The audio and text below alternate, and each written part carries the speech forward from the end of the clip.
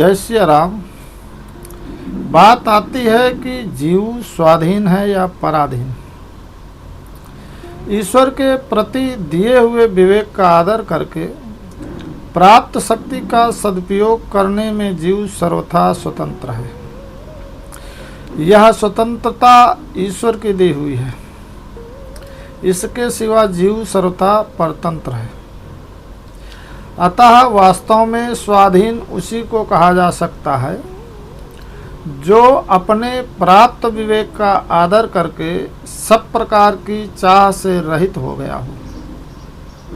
क्योंकि किसी भी प्रकार की चाह के रहते हुए कोई भी प्राणी अपने को स्वतंत्र नहीं कह सकता है।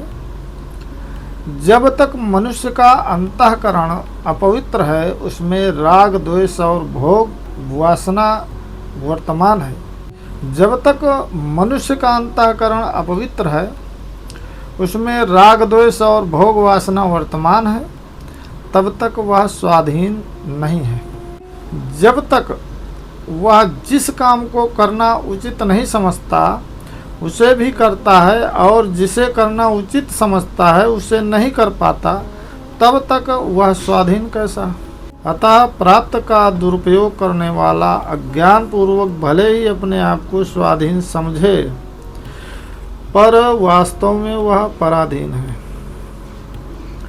जब तक मनुष्य अपनी प्रसन्नता हेतु किसी दूसरे व्यक्ति, पदार्थ, परिस्थिति और अवस्था को मानता रहता है, तब तक वह अपने जीवन में दीनहीन और पराधीन ही बना रहेगा।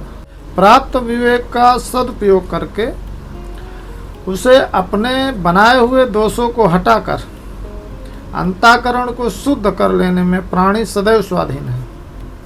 अतएव ऐसा करके वह प्रभु की कृपा सब प्रकार से स्वाधीनता प्राप्त कर सकता है, क्योंकि फिर उसकी प्रसन्नता किसी दूसरे पर निर्भर नहीं होती।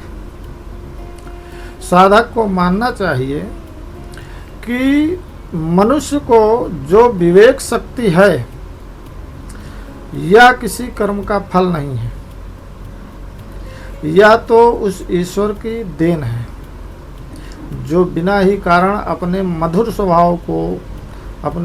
स्वभाव से प्रेरित होकर सब पर कृपा करता है।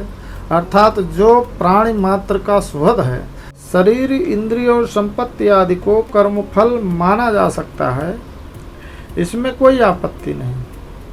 किंतु विवेक किसी क्रिया द्वारा उत्पन्न होने वाला नहीं है। यह तो मनुष्य को प्रभु की कृपा से ही मिलता है।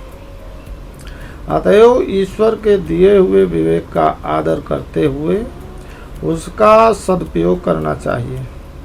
अर्थात अपने बनाए हुए दोषों को विचार पूर्वक निरीक्षण करके उनको हटाना चाहिए और चित्त शुद्धि करके अपने प्रभु पर विश्वास करना चाहिए। अतएव ईश्वर के दिए हुए विवेक का आदर करते हुए उसका सदुपयोग करना चाहिए। अर्थात अपने बनाए हुए दोषों को विचार पूर्वक निरीक्षण करके उनको हटाना चाहिए और चित्त की शुद्धि करके अपने प्रभु पर विश्वास करना चाहिए और अपने आप को उनके समर्पण करके उनके विशुद्ध प्रेम को प्राप्त करना चाहिए। जय श्री राम।